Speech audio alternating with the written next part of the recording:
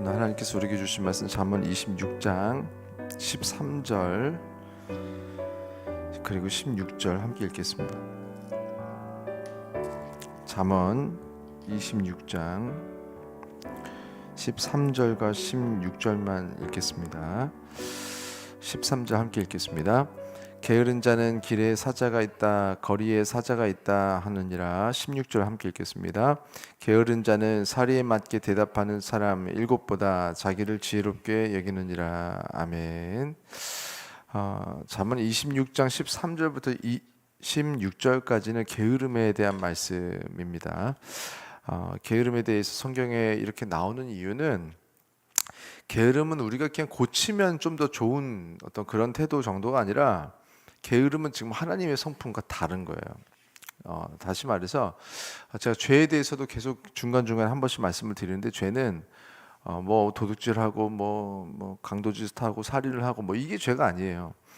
만약에 이게 죄라면은 우리는 천국 갈 방법이 없습니다. 왜냐면은 우리들이 지금 다 회개해야 되는데 떠올릴 방법이 없기 때문에 그래요. 그래서 우리들이 과거에 지었던 죄들을 우리가 떠올려서 뭐 하나하나 다 이렇게 말씀 뭐 하나님 앞에 이런지 저런지 해서 이렇게 우리가 구원받는 것이 아니라, 우리들이 하나님과 끊어져 있는 상태가 죄다. 그래서 예수 믿고 우리가 변화되는 것은 하나님하고 끊어져 있던 관계가 다시 연결되는 것. 그것 가지고 이제 우리가 그 상태가 죄의 상태가 아니기 때문에 죄가 없는 상태, 의인의 상태로서 우리가 구원받을 수 있는 것입니다.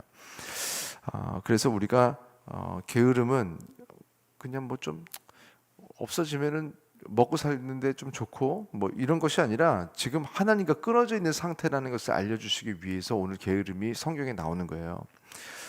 그렇다고 이제 또 지나치게 성경 이상을 생각을 해가지고, 그러니까 좌로나 우로나 치우치지 말라고 했더니 이렇게 난 괜찮하고 좌로나 이렇게 치우치지 않으면 돼 하면서 교회 다니면서 또 너무 막 옛날 수도사들처럼 막 이렇게 사는 분들이 있어요. 우로나 치우친 케이스죠. 그러니까 지금 하나님께서 말씀하신 딱 요 정도 하기를 원했는데, 이렇게 해도 문제고 저렇게 해도 문제인 거예요. 그러니까 좌로나 우로나 치우치는 것이 다 사실은 죄와 가까운 상태입니다. 그래서 또 이렇게 말했더니, 이렇게 고행을 하고, 옛날에 수도사들 보면은 이렇게 말씀에 따라서 하나님께서 주신 만큼 하고 또 누려야 될 것은 누리고 쉴 때는 쉬고 해야 되는데, 게으르면 안 된다고 했더니 그냥 죽자고 그냥 일만 일중독처럼, 그래서 신앙 중독, 그냥 맨날 그냥 하루 종일 일해야 되는 사람들이 그냥 늘 그냥 말씀만 붙들고 뭐 산다는 어떤 그런 명목으로 일을 안 하고 가족들을 안 돌보고 그냥 그렇게 맨날 교회 와가지고 전도하고 뭐 하는데 가족은 안 돌보고 청소도 안 돼 있고 자녀들이 있는데 먹이지도 않고, 가끔 그런 분들이 80년대에 좀 많았던 것 같아요. 그래서 제 기억에도 가정은 안 돌보고 맨날 교회 와서 기도만 하는 거예요. 그냥 철야도 이것도 뭐 하루 이틀을 해야지 맨날 철야를 하고, 아이들은 그냥 내팽개쳐주고, 그래서 아이들이 잘 좀 이렇게 교회 오면은 좀 집안이 안 돌봐지는 그런 가정들이 있었던 것이 지금도 기억납니다. 맨날 교회만 닦는 거예요. 근데 집은 이제 청소가 안 돼 있고, 그런 것을 이제 그런 어떤 샤머니즘이랑 이렇게 연결이 이렇게 아직 돼 있었던 그 90년대 중반까지는요. 야, 이게 기독교 문화인지 샤머니즘인지 모르겠어. 그 중간에 있는 것들이 굉장히 많았습니다. 교회 안에. 기도원이 다 틀린 게 아니에요. 기도원 굉장히 좋아요. 한 번씩 우리가 좀 인생에, 예수님도 40일씩 기도했던 것들이 그런 식으로 기도하는 것을 40일 하셨기 때문에 40일이라고 나온 거지, 매일 하셨다면 40일이라고도 안 나왔을 거예요. 금식을 40일만 그것도 맨날 하셨으면은 뭐 그렇게 금식이라고 나오지도 않았을 거예요. 그냥 늘 그냥 굶으라고 했겠죠. 그런데 예수님도 항상 금식하신 게 아니에요. 그리고 이렇게 40일씩 기도하는 건 늘 그렇게 하신 게 아니에요. 지금 여기 성경에서 나오는 게으르지 말라고 하는 것은, 뭐 이렇게 휴일에 좀 뒹굴거리고 뭐 좀 TV도 보고 좀 누워 있고 뭐 이런 모든 것이 악한 것이 아닙니다. 일해야 할 때 게으르고, 섬겨야 할 때 게으르고, 선교해야 할 때 게으르고, 예배해야 할 때가 있는데 그때도 역시나 게으른 사람들을 게으르다고 말하는 것입니다. 제가 이제 공동번역이나 새번역을 이제 많이 참고를 하는 편이에요. 공동번역, 새번역뿐만이 아니라 뭐 표준서 번역도 다르고, 그래서 영어 성경도 제가 NIV만 보는 게 아니라 이제 KJV랑 NASB라고 해가지고 좀 여러 가지 한 히브리어 성경이나 헬라어 성경까지 해서 제가 한 7가지, 8가지 정도를 많이 좀 참고하는 편인데 저한테 그렇게 물어보시는 분이 있었어요. 공동 번역이 뭐냐고. 이게 뭐냐면 천주교와 우리 개신교가 가지고 있는 성경이 좀 달라요. 근데 같은 성경들이 많아요. 그런데 이제 이게 설명하자면 긴데 제가 수요 성경 세미나 때 한번 하긴 했었어요. 정경과 위경과 외경이 있어요. 그래서 정경은 이게 우리가 성경이 한 번에 창세기부터 요한계시록까지 한 번에 탁 뭉쳐서 있었던 게 아니라 다 따로 있었던 거예요. 창세기 따로, 출애굽기 따로, 잠언 따로 이렇게 막 다 있는데 어떤 것이 하나님의 말씀인지를 분명히 가려서 한 권의 책으로 모으는 시점이 있었습니다.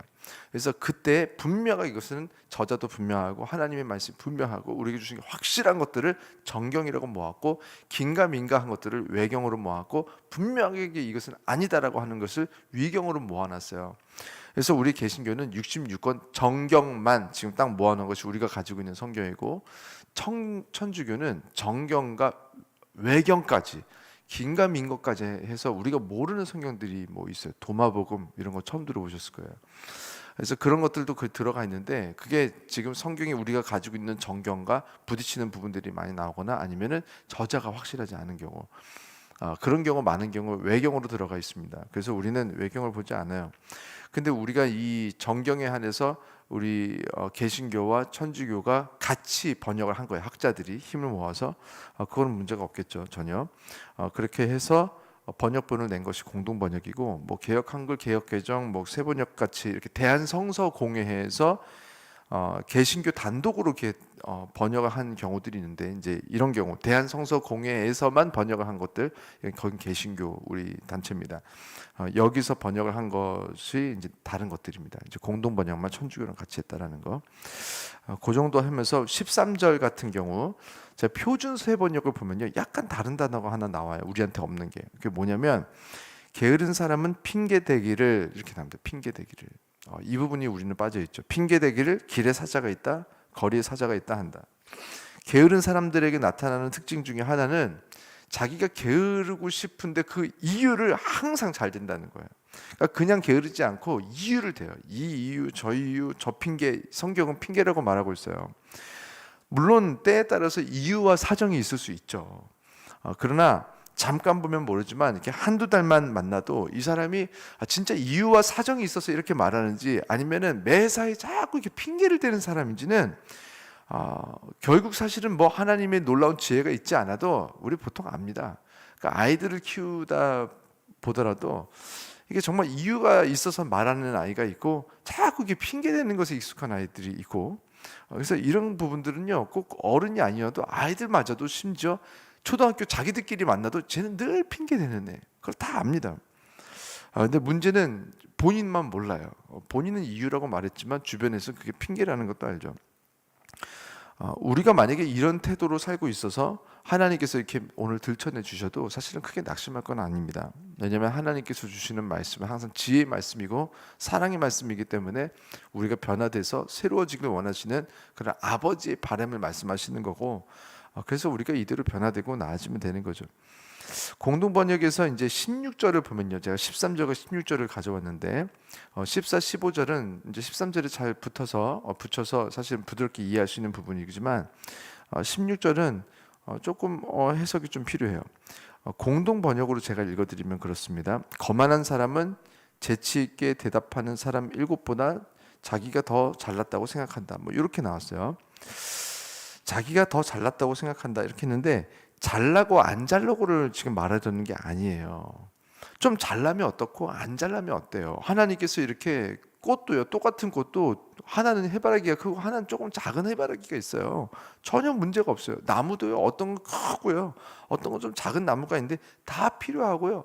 어떤 때는요 커서 아름다운데 어떤 때는 작아서 아름다워요. 어떤 때는 커서 보기 좋은데 그 큰 거는요 뭐 어떻게 옆에 둘 수가 없어요. 그래서 작은 꽃들은요, 막 품에 품잖아요. 강아지들도요, 큰 개들은요, 보기는 좋아도 우리가 막상 현실에서 데리고 키우기는 어려워요. 그런데 작은 강아지들은 뭐 작아서 뭐 불평할 수도 있겠지만 작아서 사람들 옆에 이렇게 품 속에 들어가서 또 살죠. 그래서 우리들이 이렇게 이런 잘나고 안 잘나고는 사실 처음부터 아무런 문제가 안 됐었는데, 지금 우리가 이렇게 서로 내가 얼마를 받았나, 아빠가 지금 첫째한테 5천 원 주고 둘째한테 3천 원 줘도 다 좋은 거예요. 그냥 용돈이라면. 그런데 이제 불평 불만이 시작이 되면은, 비교하기 시작을 하면은, 그럼 이제 다 불만인 거예요. 1,000억을 줘도 불만이에요. 왜냐하면 누구한테 1,001억을 줬다면 그건 다 짜증 나는 거예요. 아빠한테 하나도 안 고마운 거예요. 그러니까 우리가 이제 하나님의 성품이 떠나면은 이제 이런 식으로 변하는 겁니다. 지금 잘나고 안 잘나고가 지금 16절의 핵심이 되면 안 되고요. 지금 말씀하고 싶은 건 뭐냐면, 게으른 사람들은 이렇게 분별력을 잃는다는 거예요. 좀 재치가 없으면 어때요? 뭐 재치가 뭐 있게 대답하는 사람을 비교한 것처럼 보이지만 말을 좀 못할 수도 있죠. 그래도 돼요. 하나님의 자녀로 하나님의 사람들과 뭐 행복하게 살아가는데 전혀 지장이 없습니다. 다만 문제는 뭐냐? 자신에게도 달란트가 있을 텐데 자신의 달란트를 못 알아보는 거예요. 그리고 자신에게 없는 달란트인데 있다고 착각을 하는 거예요. 이게 참 위험한 일입니다. 자신의 재능을 못 알아보는 것은 참 슬픈 일이에요. 분명히 달리기를 했으면 세계적인 선수가 됐을 그 우사인 볼트가 만약에 그 달리기 재능을 못 알아봐서 맨날 그냥 훌륭한 요리사가 돼보겠다고 막 애를 쓰면서 그냥 새벽부터 학원 다니고 그냥 한식 자격증, 양식 자격증 막 따는데 맛이 없어. 잘 안 돼.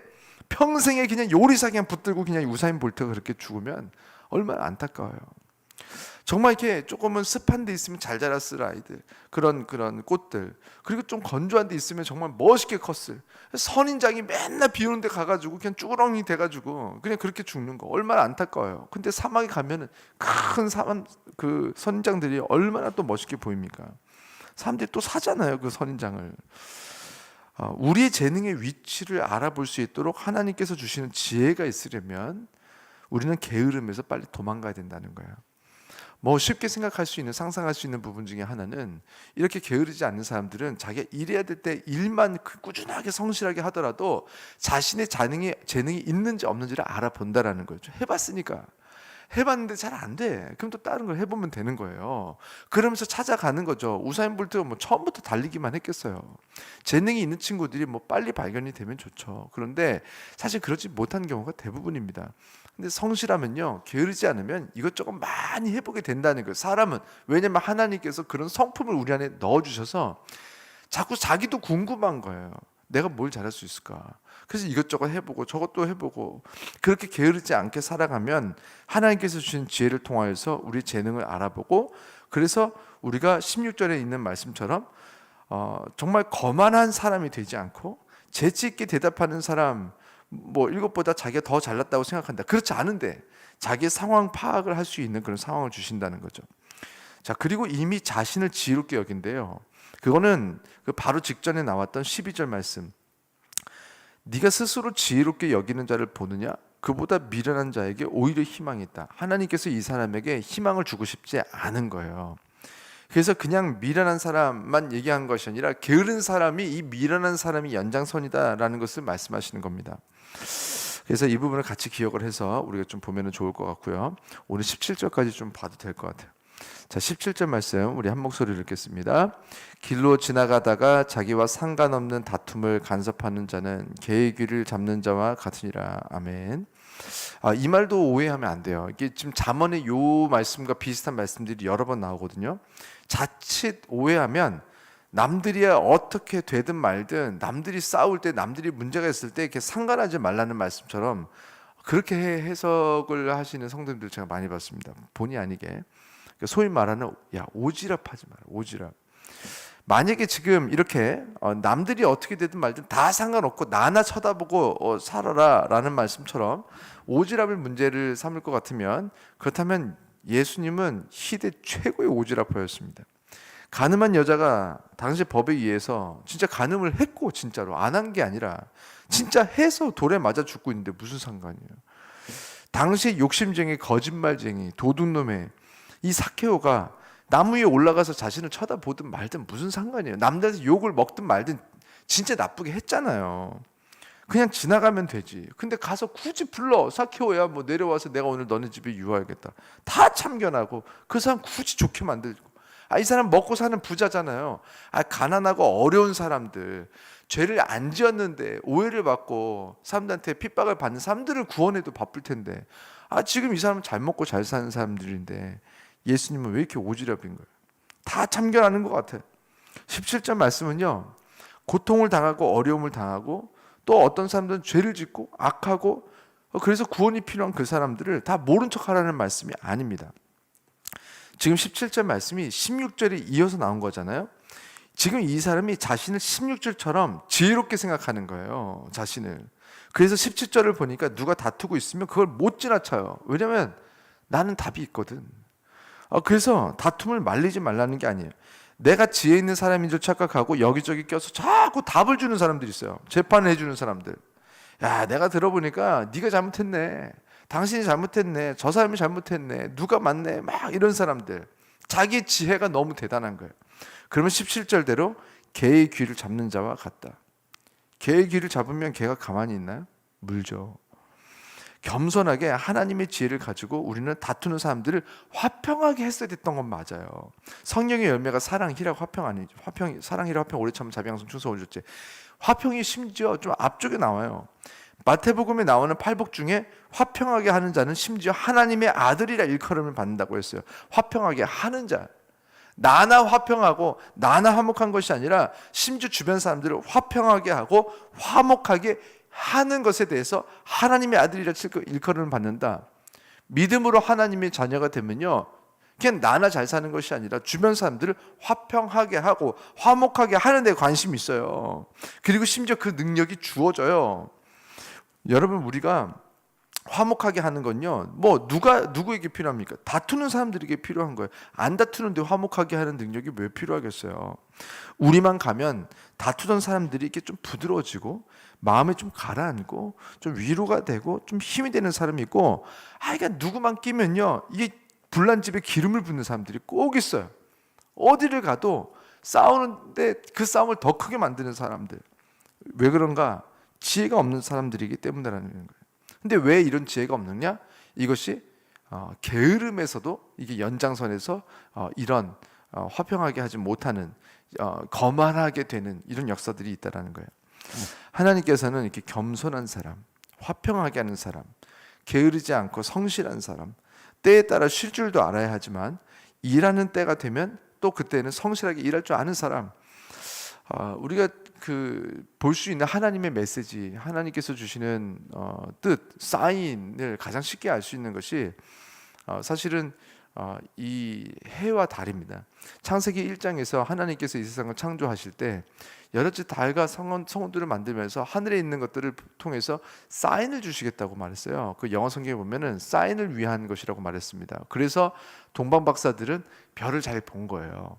그래서 그것을 보고 있는 사람들, 지금도 우리는 잘 봐야 됩니다. 하나님은 하늘에 하나님께서 만들어 놓으신 그 달들이 그냥 떠 있는 것들이 아니라 이 달들을, 별들을 보면서 하나님께서 분명히 보면 우리가 알아볼 수 있는 사인을 주시고 계시다는 거예요. 그래서 예수 믿는 사람들 중에서도 사실 천문학자들이 필요합니다. 철학자들만 필요한 게 아니에요.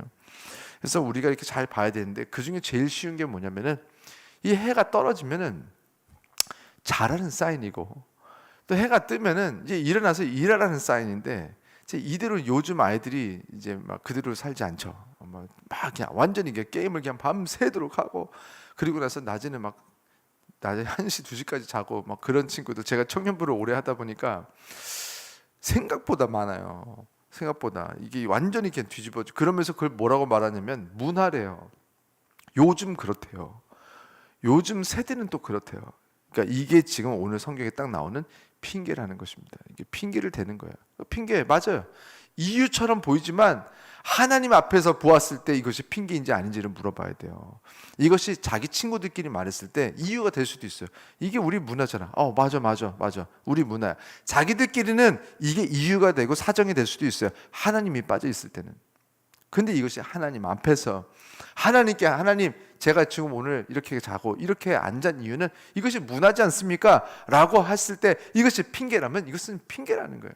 하나님이 빠져 있는 곳에서 우리가 지금 자꾸 이유를 대는 것들, 이런 것이 바로 핑계입니다. 하나님이 있을 때 하나님 앞에서 성경에 비추어 보아서 이것이 이유가 될 수 있는 것인가?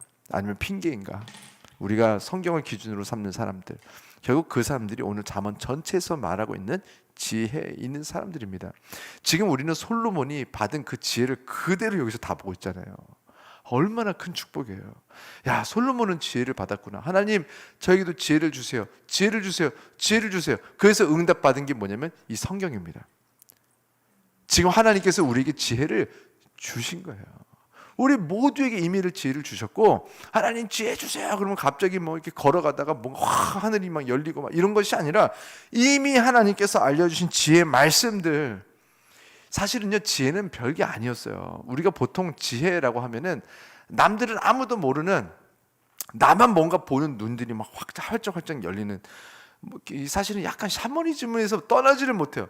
이 유럽권만 가도 이 하나님의 지혜를 말하면요, 참 편안하게 받아들입니다. 이 말씀 안에서 찾아내는 거예요. 그런데 이 동아시아가 샤머니즘을 너무 오랫동안 경험했고, 아직도 지금 이 동네 보면요, 건물마다 하여간 두 집 걸러서 한 집에 꼭 이렇게 무슨 깃발이 달려 있어요. 하여간 또 좀 못 사는 동네가 더 그러긴 하겠지만, 점집이 왜 이렇게 많은지 뭐 진짜 기가 막힐 노릇입니다. 이게 사실 유럽에 가면 있겠어요? 뭐 이게 다 끝난 문화거든요, 이런 샤머니즘들이. 근데 우리나라는 아직까지도 2023년에 이렇게 많은 점집이, TV에 보면요, 아직도 그 수많은 연예인들도 점집 다니고 있고, 그러면서 그냥 우상들 막 아직도 막 그런 굿하고 있고. 야, 그 정치권에도 불과 몇 년 전에도 그냥 국회의사당 안에서 구술했어요. 자, 그것을 보면서 야, 이게 참 진짜 이게 무슨 어떻게 돌아가는 건가? 어쩜 이렇게 무식하고 미련한가? 정말 다 이게 대학 이렇게 많이 나온 나라가 있을까요? 지금 온 아이들의 지금 우리 대학 진학률이 이미 제가 기억할 때 2010년도 초반에 이미 그때 우리나라 대학 진학률이 80%를 넘었습니다. 그래서 뭐 상고고 공고고 모순고 하여간 요즘에 시험 안 보고 갈 수 있는 뭐 전문대라도 다 넣어요. 어떤 식으로도 그냥 관심이 공부에 하나도 없는데도 대학은 일단은 가요. 그래서 지금 그런 어떻게 보면 학벌이나 교양이 전 세계에서 가장 높은 곳 중에 하나가 대한민국입니다. 미국은요, 대학 진학률이 여전히 지금 한 38% 정도, 40%도 안 돼요. 내가 지금 이 길이 아니다 그러면 기술을 배워요. 그러니까 우리나라는 대학 나오고 나중에 다시 또 카센터 들어가서 기술 배우잖아요. 결국 그걸로 취업이 안 되니까. 그래서 지금 참 그 많은 귀한 시간들을 그렇게 엉뚱한 시간에 이렇게 돈과 막 시간들을, 젊음을, 그 20대 초반 그 가장 에너지 있었던 그 에너지들을 평생에 보지도 않을 것들에 막 투자하면서 보내는 그런 것들을 보면서 하나님께서 우리 대한민국의 지혜를 걷어 가셨구나, 그거를 많이 봅니다. 진짜 하나님께서 주시는 지혜는요, 그냥 무조건 뭔가 이렇게 공부 많이 하고 이렇게 해서 되는 것이 아니에요. 하나님께서 주신 말씀, 하나님께서 하시는 그 말씀이 지혜의 말씀들인데, 그 말씀이 심지어 이렇게, 아니 이제는 핸드폰에 다 들어가 있으니 얼마나 축복이에요. 우리는 이런 축복을 누리면서도 하나님 지혜를 주세요, 지혜를 주세요, 지혜를 주세요. 그러니까 지금 뭔가 샤머니즘에서 말하는 주식을 어디를 사면 갑자기 부자가 될지, 어느 땅을 사면 갑자기 부자가 될지, 앞으로 있을 미래를 예측해 달라고, 그거를 지혜라고 생각을 해요. 어떻게 하면 내가 누구를 붙들어야 내가 잘 먹고 잘 살지, 다 이기적인 욕심들의 끝에 있어서, 그러다 보니까 결국 잘 먹고 잘 산 사람들은 똑똑하고 지혜 있는 사람들, 좀 가난하고 그렇지 않은 사람들은 다, 예수님과 예수님의 제자들은요 다 지혜가 없는 거예요. 그럼요, 누가 돈이 있었어요? 하나님께서 주시는 지혜가 열리면 우리들이 행복해졌어야 됐던 그 기준이 바뀝니다. 그래서 진짜 행복해질 수 있는 기회가 열리는 거예요. 오늘 하나님께서 주신 말씀을 붙들고 우리가 하나님께서 주신 지혜로 우리가 행복하게, 오늘 정말 하나님께서 주시는 기쁨 가운데, 사랑, 희락, 화평, 오래 참, 저는 희락, 하나님께서 주시는 그 기쁨이 우리 안에 우선 있어서 우리가 기쁨 가운데 오늘 아버지의 지혜를 누리면서 말씀 안에서 행복하게, 좀 잘 때는 좀 자야 됩니다. 쉴 때는 좀 쉬어야 돼요. 놀 때는 좀 놀아야 돼요. 그리고 일할 때는 열심히 일하는, 그래서 하나님의 지혜로 오늘 기쁘게 건강하게 살아갈 수 있는 우리 모든 성도님들과 제가 되기를 주의 이름으로 축원합니다. 기도하겠습니다.